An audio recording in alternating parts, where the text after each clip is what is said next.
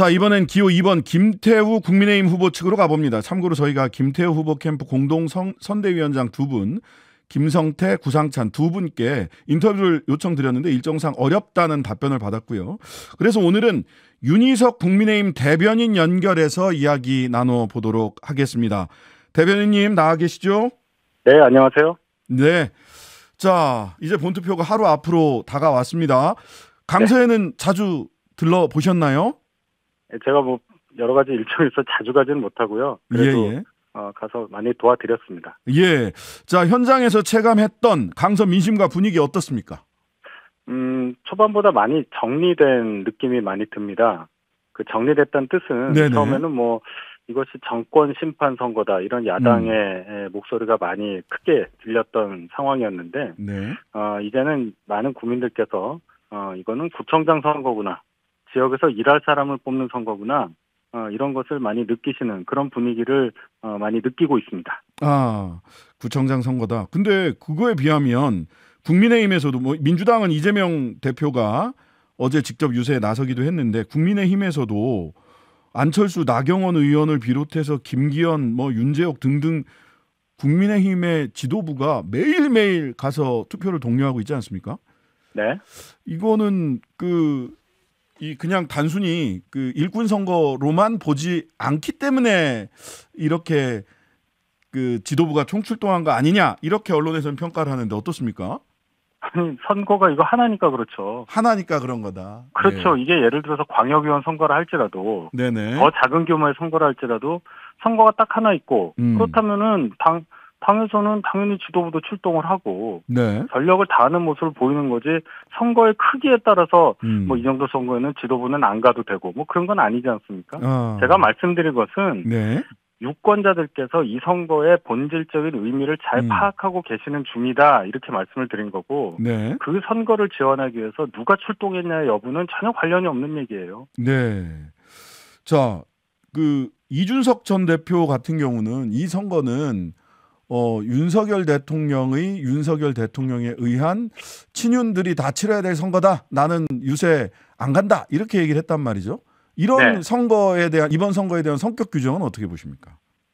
이거는 구청장 재보궐 선거죠. 예. 이거를 정권 심판이라든지 지금 이준석 대표의 의견을 말씀하셨는데 네. 이렇게까지 크게 해석할 이유가 저는 없다고 생각합니다. 왜냐하면 네. 강서구청이 구청장 선거가 전국 민심을 반영하는 선거면은 제가 모르겠어요. 네네. 또는 강서구의 정치 지형이 여야가 아주 대등해서 승부를 모르는 그런 지역이라면 제가 이 얘기에 동의를 할 수도 있겠는데 네네. 강서란 지역이 아시다시피 저희에게는 그렇게 녹록지 않은 지역인 것을 모든 분들이 다 알고 계시지 않습니까? 네네. 그런 지역에서 선거를 하는데 이것을 그렇게 정권 심판 선거 무슨 친윤이 다 와서 대통령에 의한 선거다 이렇게 말하기에는 선거의 성질 자체가 또 선거를 치른 지역 자체가 그 대표성을 갖고 있지 못하다 이렇게 말씀을 드려요. 예를 들어서 네. 이것이 강서구가 아니라 강남구에서 벌어지는 구청장 재보궐 선거라고 하면 똑같이 얘기할 수 있겠습니까? 그렇다. 자, 김태우 국민의힘 후보 핵심 공약을 보니까 빌라를 아파트로 바꾸는 강서개발론. 네. 그다음에 두 번째는 대통령과 한 라인이 가능한 힘 있는 여당 후보 이걸 강조하고 있는데요. 네. 예.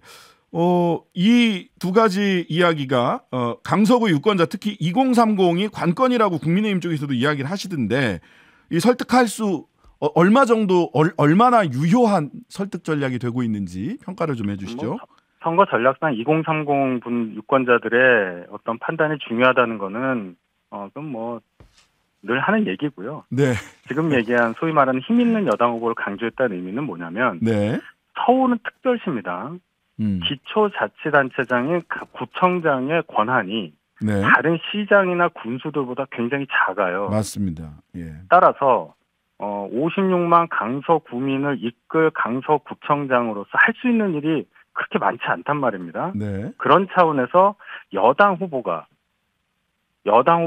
서울시장이라든지 또는 뭐 정부하고도 연결이 될 수 있는 부분이 많으니 네. 똑같은 일을 처리하더라도 훨씬 더 수월하고 빠르게 처리할 수 있다. 이런 말씀을 드리는 겁니다. 네.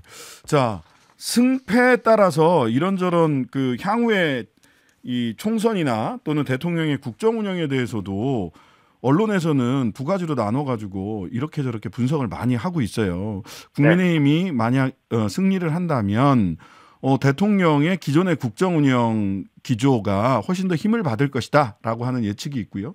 만약 패배를 한다면 조금 더 뭐 숙고하거나 기존의 국정 운영 스타일을 바꾸고 국민의힘에서도 지도부 교체론이 나오게 되지 않겠느냐, 이제 이런 예상들을 하고 있는데 각각의 경우 국민의힘이나 대통령의 국정 운영에 어떤 영향을 줄까요?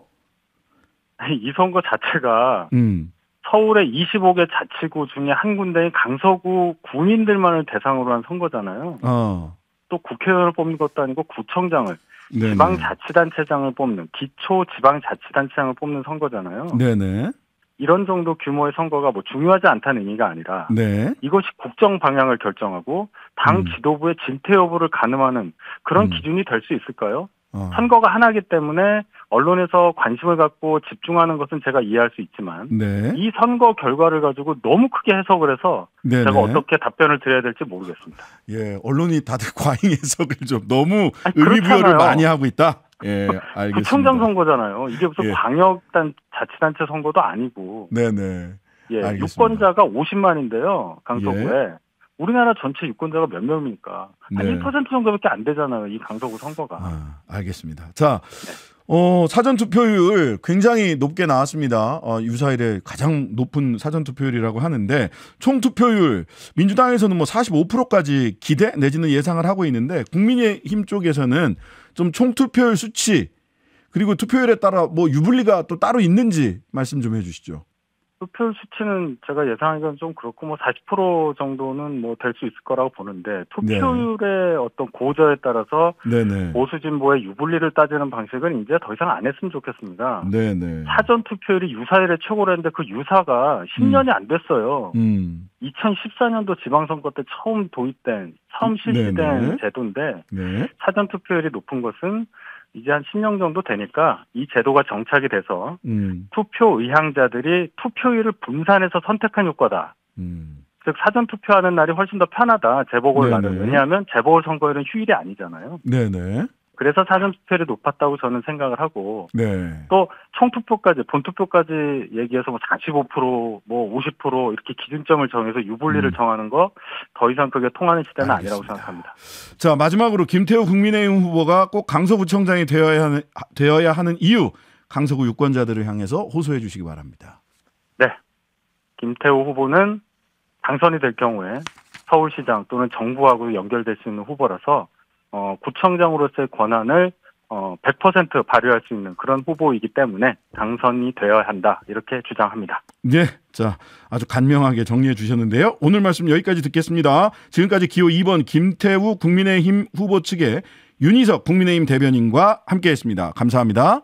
네, 감사합니다. 하루 종일 기다려지는 진짜 시사. 평일 저녁 6시 5분 신장식의 뉴스 하이킥.